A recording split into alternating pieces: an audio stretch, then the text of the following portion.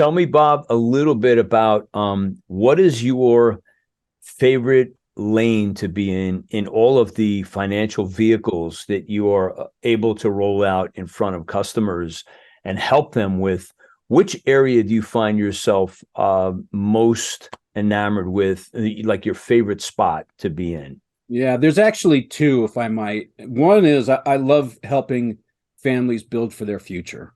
And I think there's a real opportunity to do that in some of the permanent life insurance that's available. There's it's not a big lift, and the vehicles provide protection against the downside. So it's not like being in the stock market and you're exposed to these big dips that have been happening here over the last number of years. You're protected against that. So I really enjoy helping people plan for their future. And in a similar way, I enjoy working with businesses and finding them money that they didn't know they were entitled to. And now here is singer-songwriter, broadcaster, audio-video artist, entertainment agent, and your host. It's the master storyteller himself, James Kevin O'Connor.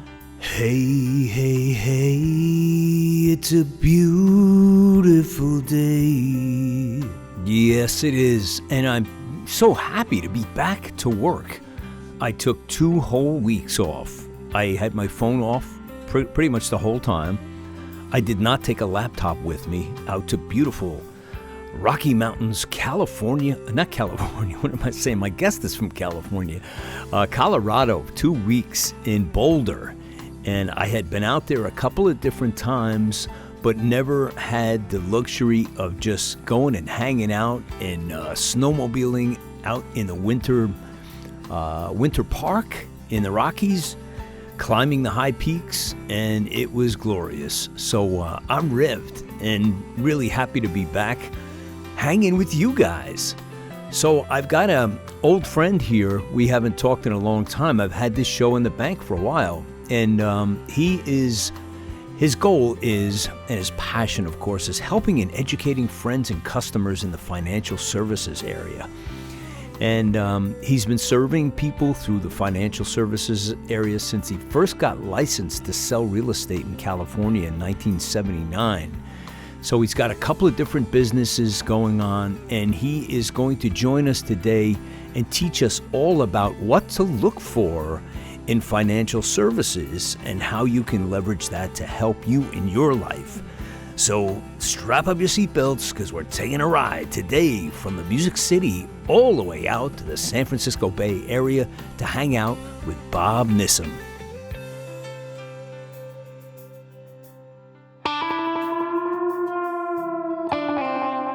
So we're rolling today on Podcasting Your Global Career, and I have Bob Nissim with me today from sunny California. And we're going to talk a little bit about what he does. And if you're looking for financial guidance, I think you're in the right show today. So welcome, Bob. Thank you so much. Great to be. So tell me a little bit about your trials, tribulations, your journey. Was it a circuitous route? Was it all like right from the beginning, or how did you get into the area that you're in business these days? It has been a long and winding road, to coin a phrase. And it's always been a desire of mine to use what I feel are my gifts, which is understanding business and finance and economics and how they affect people directly. And I try to help people enjoy a better quality of life, whether it's the individuals that I protect with life insurance or the businesses that I consult with to help them reduce their expenses and increase their bottom line. My goal is always to help people, get better. Yeah, so life insurance, there's a good subject to talk about. Where are we in the life insurance fields? Because I don't know a lot about it, and I hear people talk about it all the time and say things like, "Oh yeah, that was a really bad deal. It sounded great at the time, but we don't do that anymore." Then you hear about, yeah, it's a great way to fund certain things that you're trying to do in your life or protect certain assets or so forth. So, broad strokes, what can you counsel us on to look out for if there are people looking for that as a vehicle for protection or investment? Right. And that's a great question. The way you framed it is perfect. For one thing, people are very oftentimes reluctant to look at life insurance because they have it through their job. And one thing that I would like to counsel people on is I personally have been laid off 8 times in my life. And every time I got laid off, my benefits went away. So I learned early because I became a father early. I was a father at 21. I was a homeowner at 21. I've been married to the same woman since I was 21. I'm not 21 anymore. Yeah. No, you're 27 now and you're still Yeah, happy. yeah, exactly. Anyway, so I've always had insurance of my own. Now, when I was a very young man with a lot of bills and a mortgage and a wife and an income to protect, I bought a lot of term insurance because it was something I could afford. And it's a great vehicle for that, but it's not a great vehicle for later in life. If I was talking to somebody like you or me, you really want something of a permanent nature because one of our greatest risks is becoming uninsurable. And if we have something we want to protect, you have to do it while you're healthy. No insurance company issues life insurance for people who are not healthy. Okay. Yeah. So timing is really important. It's something that people should look at throughout their lives. And there is a permanent kind of insurance versus that term. And sometimes that's a better fit, but it's all got to be customized based on what is the solution to their biggest concerns. And so that's where somebody like myself comes in. I find out everything I can about their situation, who their family is, how it's made up. What are they trying to protect for? Is it just to pay final expenses? Is it to educate their children down the road? Is it to retire and have additional income over and above their pension? So there's a lot of different reasons to have it and different ways to use it. And so that's what I help people with. Yeah, I see some of these things that come in the mail every so often, and it's like, you can buy this much and term insurance or whatever, and you don't even have to. There's no health checkup, no doctor's report. You don't have to report anything. Just send us in the premium, and here you go. And I suspect it's somewhat of a lottery thing. It's like just throwing the dice and going, all right, we're playing the numbers game because insurance is predicated upon that a lot. I think is like, we know how many policies we need to sell to cover X. And Right.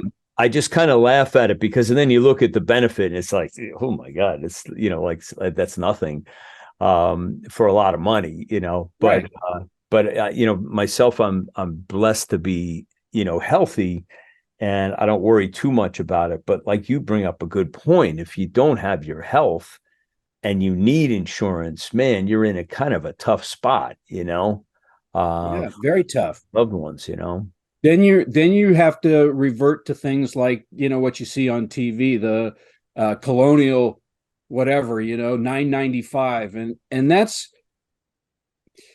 it's guaranteed issue. That's why they issue it. What does guaranteed mean? It means if you can breathe and send them a check, they're going to insure you. But what are you getting for that? And that's what's really at question and why people should at least delve deeper into what they're doing and their understanding of it before they make a decision. I believe in people making informed decisions. And, and you can't do that from watching the TV ad. Right.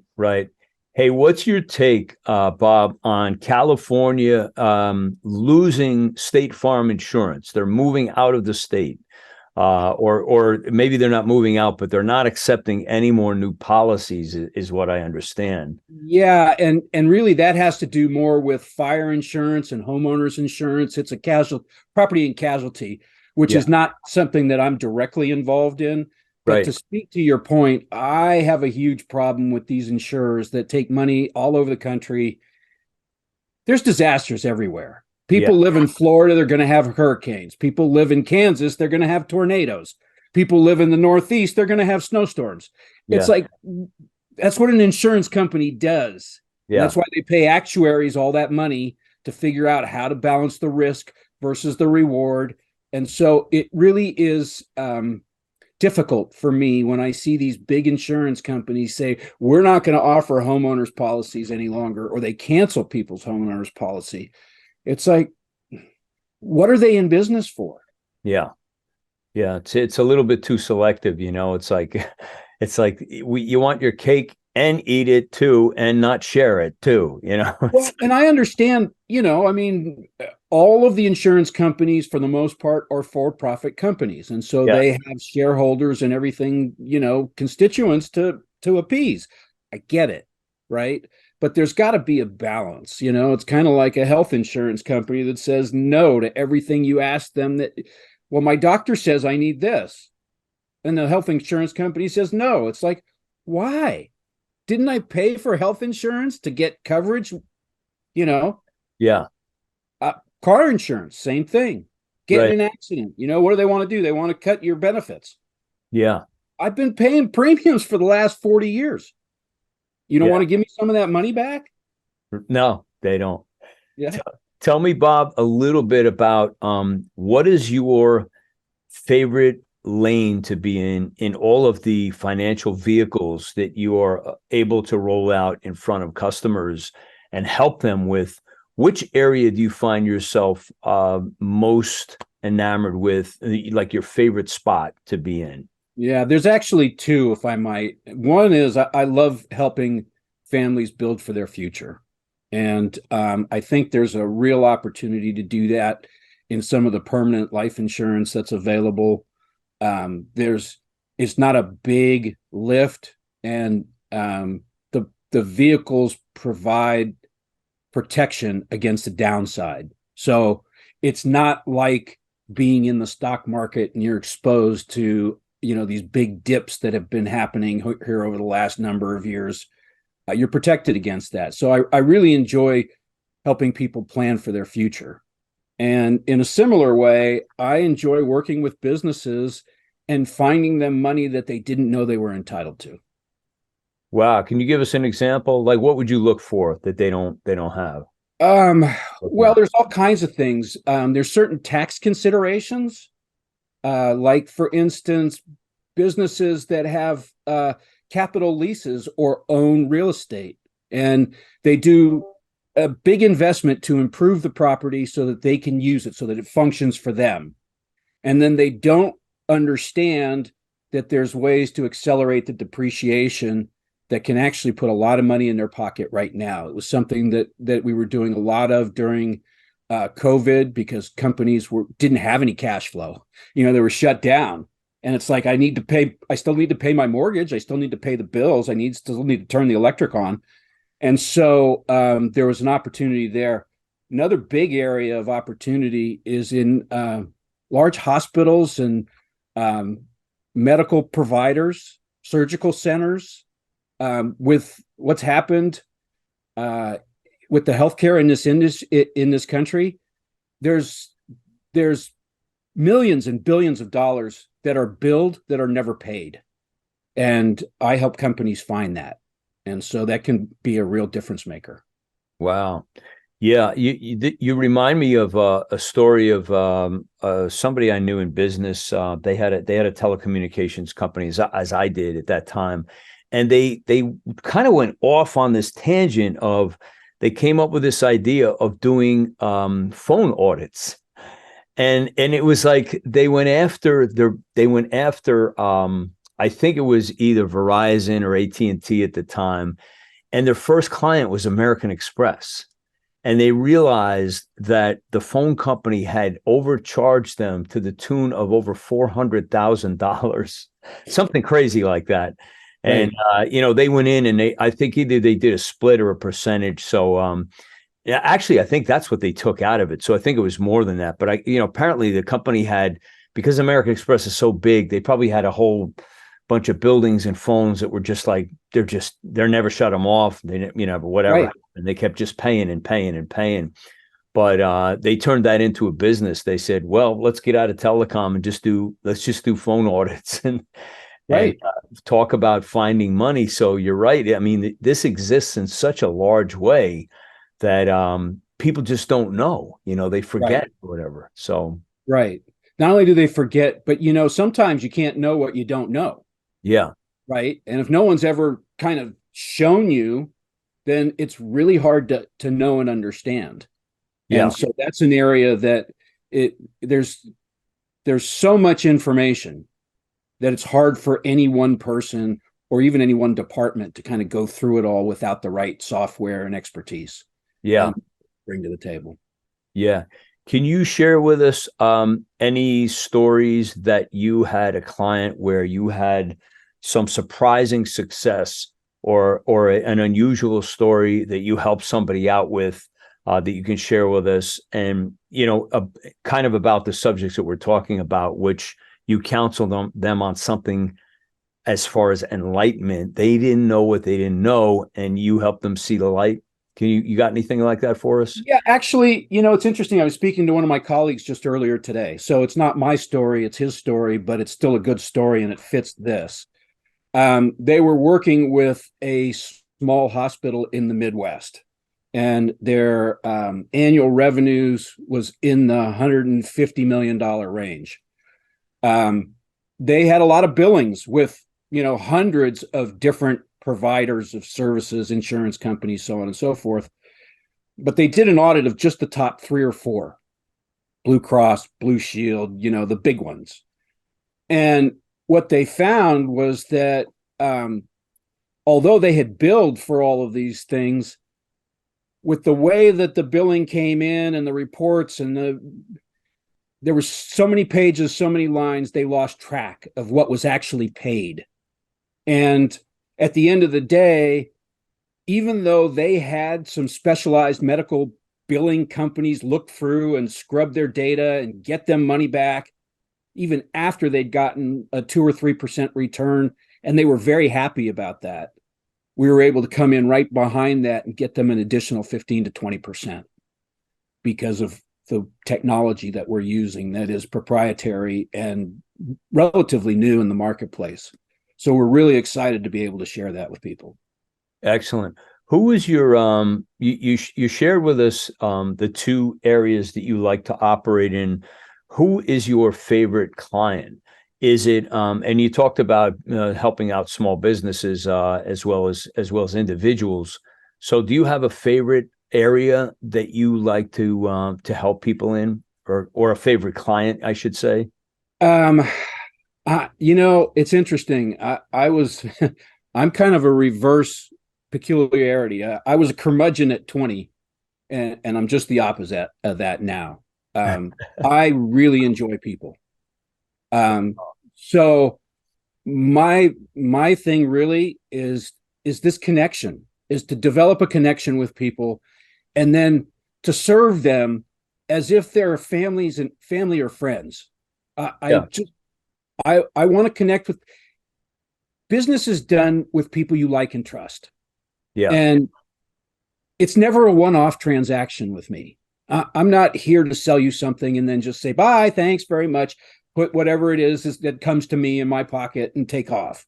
That's not my way. I love developing relationships with people. So those people that are personable, that enjoy interaction, that's my favorite. So, that can come from a lot of different places. Wow, Bob. So you came out of the closet, literally. I can relate. And people, I mean this in the most, physical way. I mean, he was in a dark closet with no lights on, because I was there too. And I operated in a silo for so long. And I guess part of that was, for me, it was like, not trusting people and so forth. And then, I changed that whole modality a few years back and said, you can't really do anything. If you want to do something special, something big, you can't do it by yourself. No, it just doesn't happen. You need your tribe, and you need people who, there are people who will, just like you found out, who will embrace what you do and surround you with love and power and say, yeah, I'm here for you. I want to see you succeed. And, those end up being your customers sometimes too. So it's a much more pleasant journey, I think. So It really is. I mean, as a young Look, man in my 20s, I was a bond trader. okay. And so, it was kind of like the whole bonfire of the vanities thing, and you kind of muscled up and trampled over everybody. And, it's like, this is what I want, and this is what I need, this is what I got to have. Yeah. And, it's, so your description of kind of being a silo is actually very accurate. Yeah. I went around angry with the world. But my wife is a wonderful individual, which is why we've been together for nearly 5 decades now. But she taught me about people and opened my eyes. And I have done a lot of work to really come to understand who I am. And I have found that as I lead my life and lead all my transactions and my interactions with love and openness for people, that I get so rewarded and I get so much out of it that whether I end up doing business with somebody or not is kind of beside the point. It's like, was I able to help you? Did this interaction enhance your life or detract from your life? And I want everybody to be able to say, hey, I met Bob. It was great. My life was enhanced. We didn't do business, or we did, but you know what? He's a good guy. And not because I want to be a good guy, but because I want to be a servant. And I think that, there's so much strife going on in the world these days. I believe everybody is entitled to take care of themselves, take care of their families, have some money in their pocket, have a nice time once in a while, be able to eat when you want to eat, be able to go to the doctor when you need to go to the doctor. It's like, it's a very simple thing for me. It's like everybody's entitled to that, whatever walk of life they come from. Yeah. Amen. Amen. That is good. And as we're winding down, any last thing you would like to reach out and say to anybody out there who has been considering getting some kind of help in your world, financial, insurance, anything in the financial services industry? What would you say to them that would make them feel very confident about reaching out to you? That my first goal is to do what's best for them. I am honestly and truly somebody that believes in a fiduciary type relationship. I put their interests above my own. The most important thing for me is that I do the right thing for them. And I know that if I do the right thing for them, that all other rewards, whatever that might be, will come to me in their own good time. And I'm perfectly fine with that. So just be able to be comfortable, trust whoever it is you do business with. Figure out, is this somebody that I can rely on? Because unfortunately, I've done business with and known a lot of people I didn't want to know. Yeah. It's kind of being in that business. You just meet people that it's like, you want to go wash. And I never want anybody to feel that way. And so I don't treat people that way. Nice. Bob, this was awesome. Thank you so much for being on the show today. We will put all of your links for people to reach out to you in the show notes. So anybody who needs the kind of counsel that Bob offers, please reach out to him. And I just want to wish all of God's blessings on you, your wife, your family, and your career moving forward.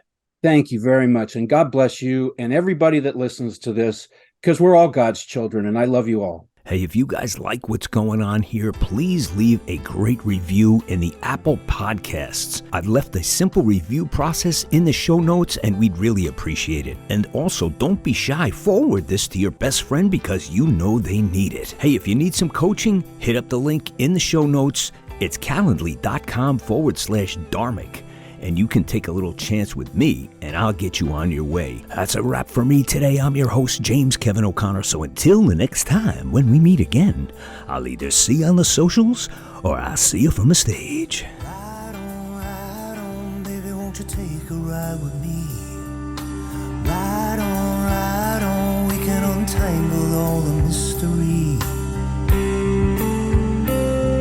If wishes were windows, I'd open one and find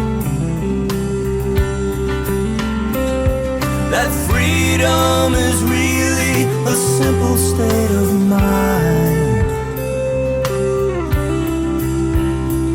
So ride on, baby, won't you take a ride with me? Ride on, we can untangle all the mystery. Ride on, maybe, baby, you and I can find the key. Ride on, we can unlock each other's destiny. I taste the breeze of freedom, it's tingling on my tongue. You and I out on the road will stay forever young.